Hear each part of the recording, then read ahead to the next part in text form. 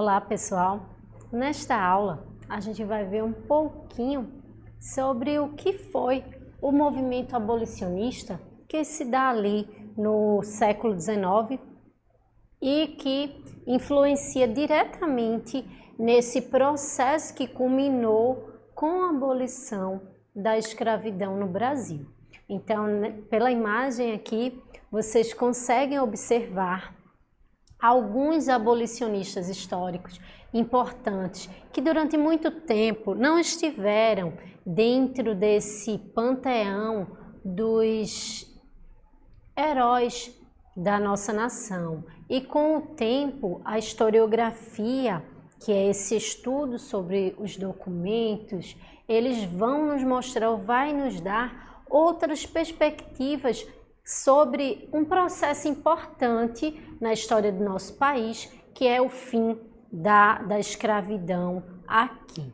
Então, vejam só, inicialmente, a gente pode citar que as associações abolicionistas, elas estiveram diretamente ligadas a esse processo, mas que durante muito tempo elas não foram consideradas. Então, esse resgate histórico, ele é importante, ele é fundamental para que a gente consiga discutir de forma objetiva o que de fato acarretou o fim da escravidão no nosso país. É importante a gente frisar que durante muito tempo, personagens como André Rebouças, como Luiz Gama, como José do Patrocínio e Joaquim Nabuco e outros, eles estiveram, ou suas imagens ligadas a esse processo, mas a imagem que figurava no panteão era a imagem da princesa Isabel. Por quê? Porque criou-se a falsa impressão de que a assinatura da Lei Áurea, em 13 de maio de 1888, teria sido a única responsável por abolir essa prática anti-humanista que era a escravidão. E quando a gente vai estudar a história, a gente vai ver que o processo que culminou com a Lei Áurea, ele é anterior. Então, as associações abolicionistas que muitos desses personagens aqui financiavam e inclusive até fundaram, essas associações foram importantíssimas para quê, professora? Debater estratégias e promover causas em favor dessa população. Que população? A população de africanos e de seus descendentes. Olha, vamos voltar um pouquinho na história. Aqui no nosso país, nesse espaço onde hoje compreende-se o Brasil, desde do século XVII, mais ou menos desde o século XVI, mais ou menos entre 1534 e 1536 aproximadamente, é que os europeus, no caso os portugueses, que detinham o controle administrativo dessas terras, eles vão estabelecer formas de trabalhos para que o seu processo de produção de açúcar, tanto de produção do açúcar quanto de cultivo da cana, ele tivesse sucesso. E uma das formas que eles encontraram para que esse trabalho ele fosse desencadeado com sucesso aqui na sua colônia, foi escravizando seres humanos. Então, inicialmente, eles escravizaram os indígenas, os povos nativos. Posteriormente, eles estabeleceram contato e, através dessas formas de comercialização, eles trouxeram na condição de escravizados pessoas do continente africano. Então, é importante a gente saber que esse processo de luta contra a escravização, ele não se dá apenas no século XIX, não. Já a partir ali do século XVI, quando as primeiras levas de pessoas do continente africano chegam, é que a gente vê o processo de resistência ele sendo instaurado. De que maneira, professora? Olha, uma forma clássica de entendermos a resistência negra à escravidão, da resistência africana à escravidão, são os quilombos. Quando os escravizados fugiam, eles estavam demonstrando que não estavam satisfeitos com aquela condição de vida e iriam procurar condições melhores. Só que como eles eram tratados como objetos, como suas vidas eram tratadas como coisa em curso, então essa fuga, ela acarretava uma revolta entre os senhores, porque eles consideravam que o meu objeto, o meu produto, ele estava fugindo e aquilo me pertence. Então, eu estou frisando isso, pessoal, só para tocar no ponto e chamar a atenção que as associações abolicionistas, elas não surgem do nada. Essa insatisfação da população africana e dos seus descendentes aqui, ela se dá desde a chegada dos primeiros africanos lá no século XVI. É isso que eu quero chamar a atenção. Essas figuras, elas conseguem chamar atenção para a causa, reivindicar, promover essa luta por igualdade, essa luta por tratamento com dignidade. Então, figuras como André Rebouças, que foi um engenheiro negro que desenvolveu trabalhos na região do Rio de Janeiro, eles vão aparecer de forma tão importante, não apenas pelo papel social que ele tinha, mas pelas causas por eles observadas. Então, o André Rebouças é um personagem negro, é um homem negro que no Segundo Império consegue destaque por ter sido um engenheiro, contribuído com obras de engenharia na cidade do Rio de Janeiro, que era então capital do Império. Muito importante, e a partir dessa sua forma, desse seu destaque social, ele consegue chamar atenção para a causa negra, ou seja, para dizer, essa questão da escravidão, ela é errada, a gente tem que procurar meios que desemboque com a abolição desse mal. Nenhum outro país, mas os países já estão abolindo, porque é uma coisa inconcebível. Então, a figura dele é importante a gente conhecer por isso, porque ele foi um personagem negro no século XIX que reivindicava por dignidade humana, para que as pessoas fossem tratadas com dignidade, independentes da sua cor e de sua questão social. Então, a figura dele, pessoal, é necessária vir à nossa mente para que a gente entenda hoje que as questões que a população negra reivindica, elas têm fundamento social, fundamento histórico, jurídico, e que personagens importantes da nossa história já vinha discutindo e defendendo isso. Outro personagem muito importante para que vocês possam conhecer é Luiz Gama.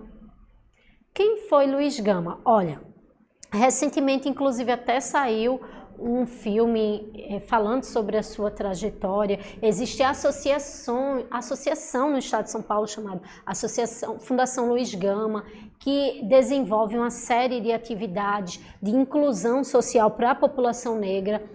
Mas por quê, professora? Qual a importância desse personagem para que a gente o conheça? Luiz Gama é considerado o advogado da liberdade. Ele teve uma trajetória muito difícil, foi escravizado, ele já tinha nascido livre, e o seu pai, por conta de uma dívida que contraiu no jogo, o deu como escravizado. Então ele passou parte da sua vida sendo escravizado de forma injusta, uma vez que ele nasceu já no período em que as crianças estariam livres. E por que eu estou pontuando isso? Porque esse traço da sua biografia contribuiu para que ele lutasse pela abolição da escravatura de milhares de pessoas. Então ele foi importante na luta contra a escravidão e, mais do que isso, ele contribuiu decisivamente para que milhares e milhares de pessoas, para que centenas de pessoas pudessem ter sua liberdade conquistada, uma vez que ele, por ter sido um advogado respeitado e tendo sua inteligência, tendo um porte de inteligência muito visado, ele conseguiu, através das brechas que a própria legislação tinha, apresentar o porquê era inconsistente naquele período ainda continuar escravizando as pessoas. E tudo isso, pessoal, personagens como esses nos mostram que, de certa forma, ao avançar do tempo, o pensamento ia mudando e a sociedade também ia vindo, tanto as influências internacionais quanto as próprias organizações aqui no país, elas já demonstravam que essa questão da abolição era um fato que deveria ser consumado o mais breve possível. Outro personagem importante que a gente pode citar é o próprio José de Patrocínio. José de Patrocínio, que teve ali com os jornais que ele editou, escreveu, com as próprias mensagens enviadas, matérias de jornais, ele denunciava as atrocidades do que era a escravidão no nosso país. E tudo isso vai denunciar como a abolição ela precisa acontecer sem mais delongas, sem ser maquiada como vinha sendo, porque o processo do abolicionista ele passou um tempo para ser consumado, porque o que as elites que dominavam o poder político, econômico tinham? A gente precisa da mão de obra escravizada para as nossas lavouras de café, para a cana-de-açúcar. Então, como é que a gente vai abolir? Então, todo esse movimento, ele vai contribuir para ir pressionando essa elite para que ela não tenha mais o que contestar. Então, o processo que se dá lá em 13 de maio de 1888, ele é fruto da luta de várias pessoas, negras, brancas, ricas, pobres. Então, José de Patrocínio, Luiz Gama, André Rebouças, são personagens que vocês precisam conhecer para entender a importância e a contribuição do povo negro brasileiro para que a população negra hoje possa reivindicar por tratamento digno, por humanitude. Outro personagem que a gente pode citar é a Maria Firmina dos Reis. Mas, professora, de que forma a Maria Firmina ela contribui? Para quem não a conhece, ela é um personagem importante nesse processo de reivindicar outros olhares para a população negra. Imaginem só que hoje em dia, em pleno século XXI, a gente vê ainda estereótipos sobre o povo negro, a gente vê uma história marcada de muita luta e reconhecimento pela sua dignidade. Imagine no século XIX, quando ela cria um romance onde o povo negro ele é valorizado. Essa nova forma de literatura vai ser primordial para que a gente entenda que o processo abolicionista ele também está ligado a novas formas de colocar o negro na sociedade, o povo negro, não apenas da questão da liberdade jurídica, mas a liberdade literária, visto que nesse momento o povo negro não era considerado, sua história não era considerada, uma história nacional que fazia parte da cultura nacional. Em pleno século XIX, a Maria Firmina dos Reis vai lá, e vai mostrar que o povo negro pode falar sobre ele sim, e pode ser falado de forma digna, não apenas representado como uma classe que é a escória da sociedade, como era apresentado. Então, a gente pode trazer esse personagem como importante dentro do movimento abolicionista, porque reivindica pelo lugar da população negra de forma digna na literatura. Então, o abolicionismo foi isso, pessoal, um movimento político, social, que inicia ali na segunda metade do século XIX, que tem alguns personagens importantes que vão pressionar a elite política e econômica brasileira para que a escravidão acontecesse. Então, a resistência para a escravização aqui no nosso país, como eu disse anteriormente, ela se dá num longo processo de tempo, não apenas no século XIX. Essa imagem que vocês observam aí é de um recorte de jornal em que mostra a fuga de uma pessoa escravizada no ano de 1882.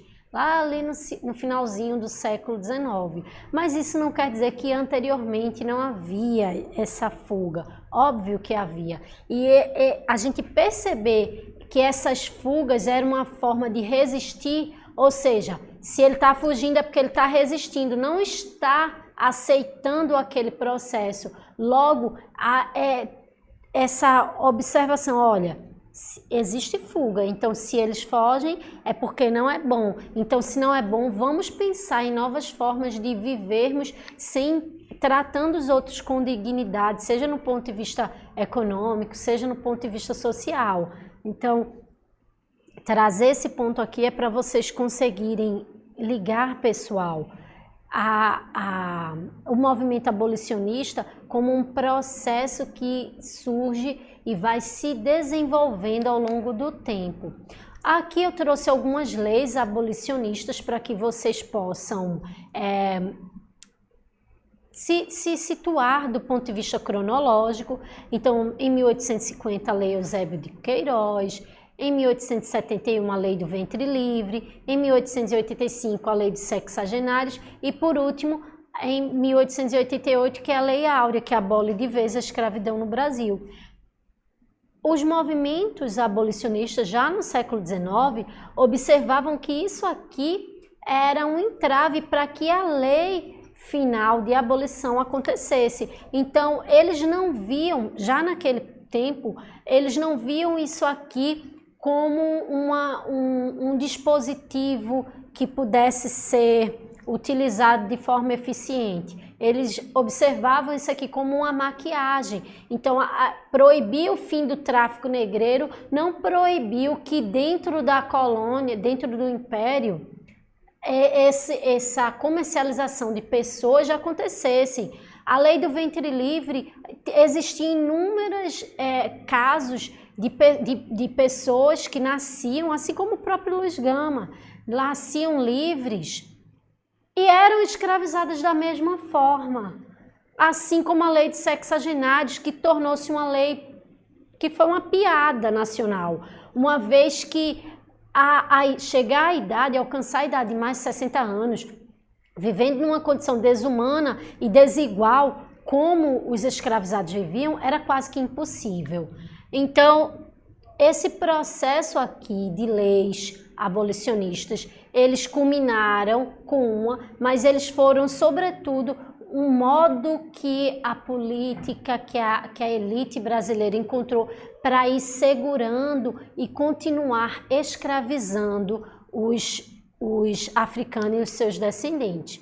Então, o movimento abolicionista, pessoal, ele é importantíssimo para a gente entender essa liberdade que o povo negro ele consegue alcançar a partir do século XIX em prol de suas condições de vida digna. Então, quando a gente vai citar esse movimento, a gente está citando a história contemporânea, porque se nós formos hoje discutir o ingresso da população negra nas universidades, se não fosse esse movimento, a gente não teria talvez